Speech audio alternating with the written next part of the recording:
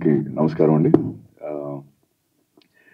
First thing, నేను దీనికి ఏదో చీఫ్ గెస్ట్ అలా కాదు, ఫ్యాన్ బాయ్లో వచ్చాను. ఆబ్వియస్లీ అన్నయ్యకి ఆయన అన్నట్టు మేమందరం చాలా పెద్ద ఫ్యాన్స్. సో రాజా సార్ ఎప్పుడైతే రమ్మని అడిగితే అసలు నో సెకండ్ థాట్, ఆబ్వియస్లీ నేను వస్తాను రాజా సార్ అని. And that Ather Mohan sir మాకు గాడ్ ఫాదర్ అప్పుడు, అంటే గాడ్ ఫాదర్ అప్పుడు అని కాదు, నాకు ఏటర్ మోహన్ సార్ది నా మెమరీ ఏంటంటే, హనుమాన్ జంక్షన్ క్షేమంగా వెళ్ళి లాభంగా రండి వాటికి పోస్టర్స్ చూస్తున్నప్పుడు సార్ ఫోటో వేరేగా పెట్టేవారు.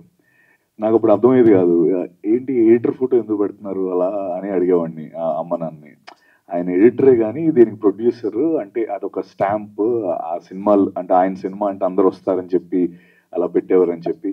అండ్ అంత and so that is the legacy he carries. And first of all నిజంగా ఈరోజు నాకు చాలా హ్యాపీగా ఉంది. వన్ మెయిన్ రీజన్ ఇస్ ఇంత పెద్ద లెజెండ్స్ వీళ్ళందరితో పాటు స్టేజ్ షేర్ చేసుకొని ఒక హిట్లర్ లాంటి ఒక గొప్ప సినిమా గురించి వాళ్ళందరూ ఎంతో ప్యాషనేట్గా ప్రతి ఒక్కరు యూనో వాళ్ళ మెమరీస్ని షేర్ చేసుకోవడం, అది నేను వెనక నుంచి నిజంగా I enjoyed it a lot. And thank you so much sir for giving me this opportunity. అంటే నాకు నిజంగా మీరు అందరు ఇందాక అంటున్నట్టు నన్ను అమ్మ నాన్న తీసుకెళ్లారు అప్పుడు సినిమా. నేను చాలా చిన్న వయసు నాకు. ఇప్పుడు మళ్ళీ వాళ్ళిద్దరిని నేను తీసుకెళ్లే ఛాన్స్ నాకు దొరికింది Jan 1st. సో డెఫినెట్లీ నేను Jan 1st తీసుకొని వెళ్తాను. అండ్ అంటే ఆ పాటల గురించి కానీ, అందులో ఉన్న సీన్స్ గురించి కానీ, చిరంజీవి అన్నయ్య పర్ఫార్మెన్స్ గురించి కానీ నేను వేరేగా చెప్పాల్సిన అవసరం లేదు. మొన్న ఒక ప్రీ రిలీజ్ ఈవెంట్ జీబ్రా కూడా నేను హబీబీ స్టెప్ వేసాను మళ్ళీ. నేను అంటే వాళ్ళు పిలిస్తే మళ్ళీ ఆ స్టెప్ వేసాను. సో అంత హెచ్ అయిపోయిన మెమరీస్లో ఉండిపోయిన ఫిల్మ్ హిట్లర్. అండ్ నాకు బాగా గుర్తున్న ఒక ఇదేంటంటే, ఆ సినిమా చాలా ఎక్కువ అంటే నాకు అంత సెలబ్రేషన్ ఎప్పుడు నేను చూసింది లేదు. ఎక్కువగా సెలబ్రేట్ చేసి చాలా ఇట్ వాజ్ ఒక సెన్సేషనల్ హిట్ అది. అండ్ దానికి one of the main reasons కూడా ఐ థింక్ అప్పటికి వరుసగా అన్నయ్య కొన్ని సినిమాలు ఆడకపోవడం, అండ్ ఈ సినిమా పైన చాలా ఎక్కువ హోప్స్ పెట్టుకొని అందరు ఫ్యాన్స్ అందరూ మొత్తం తెలుగు ఫ్యాన్స్ అందరూ వెయిట్ చేస్తుంటా అప్పుడు ఆ స్పేస్లో వచ్చిన film Hitler. So thank you so much sir, and thank you so much Mutyala Subbaiah sir for delivering a blockbuster at that time. And Mohan sir, మీరు నిజంగా మీ ఆస్తి, మీరు చేసిన సినిమాలు, మీరు ఎన్నో సినిమాలు చాలా గొప్ప సినిమాలు చేస్తున్నారు. బట్ నేను ఎప్పుడు ఫీల్ అయ్యేది, మీరు చాలా సూపర్గా సంపాదించుకున్న ఆస్తి మాత్రం రాజా సారే. నేను అది ఎందుకంటే రాజా సార్ ఎలాగో అంటే ఆయన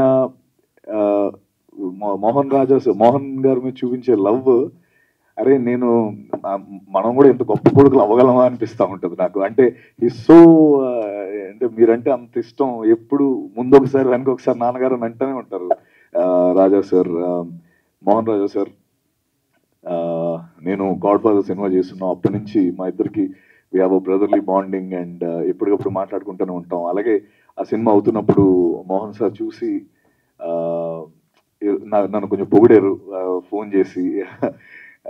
సో అంటే ఒక లెజెండరీ పర్సన్ అలా పొగడడం ఇవన్నీ కూడా నాకు it was a great moment. And అలాగే బాబుమోహన్ సార్ని ఫస్ట్ టైం కలవడం, నేను ముందు ఎప్పుడు కలవలేదు.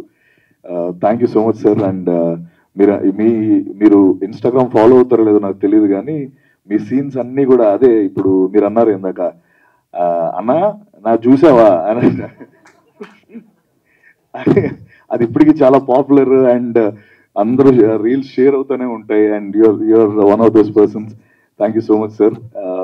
అలాగే రాధం అన్నం రెడ్డి సార్, నాకు నేను ఆయన గుర్తులేదు కానీ నా వెరీ ఫస్ట్ నేను ఒకసారి చెప్పడం జరిగింది, ఆయనకి చెప్పాను లేదు తెలీదు, నేను మీకు చెప్పాను కదా సార్. ఎస్, నేను వైజాగ్లో ఆయన ఒక ఫిల్మ్ షూటింగ్ చేస్తున్నారు సంగీత గారితో. వైజాగ్ బీచ్ రోడ్లో డ్యాన్స్ ఏదో సాంగ్ అవుతుంది. నేను ఇప్పుడు 9th 10th అనుకుంటా. మాకేమో వైజాగ్లో ప్రొడక్షన్ హౌసెస్ ఏమి ఉండేవి కాదు. సో ఎలా ఇప్పుడు నా ఫ్రెండ్ ఉన్నాడు, వాడిని అడిగారు ఏం చేద్దాం, ఆయన డైరెక్టర్లో ఉన్నాడు, వెళ్ళి అడుగుదామా అంటే, వెళ్ళి ఎక్స్క్యూజ్ మీ సార్ అని చెప్పి ఒక ఛాన్స్ ఇస్తారా అని అంటే అలా నా నోటి నుంచి ఫస్ట్ వచ్చిన ఒక ఛాన్స్ ఇస్తారా అన్నది మీతోనే జరిగింది సార్. అది అయితే అప్పుడు ఆయన నన్ను పక్క పిలిచి అసలు అంటే నాకే తర్వాత పెద్దగా ఆలోచిస్తే అసలు ఎవడైనా అలా అడిగితే ఫస్ట్ ఎవడైనా అడుగుతాడా అలాగా అని అనిపించిన సంఘటన అది. ఆయన ఏమాత్రం కోప్పడకుండా పక్క తీసుకెళ్ళి చూడమ్మా అలా ఎప్పుడు ఎవరిని అలా అడగకూడదు, అంటే నువ్వు పని చేయు, అక్కడ నా కో డైరెక్టర్ ఉన్నా ఆయనతో మాట్లాడిస్తానని చెప్పి ఆయనతో ఏం చిన్నపిల్లోడిని అయినా కూడా ఆయన ఏం విసుక్కోకుండా చాలా నీట్గా నన్ను పక్క తీసుకెళ్ళి మాట్లాడించిన వ్యక్తి. I still remember that sir. Thank you so much. And maybe ఇదంతా చూస్తుంటే మీరు అన్నట్టు అదంతా మోహన్ సార్ లీనియేజ్ లా అనిపిస్తుంది. అంటే ఆయన అంత కూల్ గా అసలు ఎలా సార్ మీరు ఇంత కూల్ గా ఉండి సినిమాలు ఎలా చేశారు నాకు అర్థం కావట్లేదు అసలు. School so so thank you once again. Hitler film జాన్ 1st మళ్ళీ రిలీజ్ అవబోతుంది. సో అప్పుడు మెమరీస్ ఆబ్వియస్లీ సినిమాని మళ్ళీ నేను చూడడం జరిగింది కానీ థియేటర్లో ఎక్స్పీరియన్స్ ఎప్పుడు పొందలేదు. సో డెఫినెట్లీ ఫస్ట్ డే నేను వెళ్తాను, మా అమ్మ నాన్న తీసుకుని వెళ్తాను గ్యారంటీ. అండ్ వచ్చిన వాళ్ళందరికీ వన్స్ అగైన్ థ్యాంక్ యూ.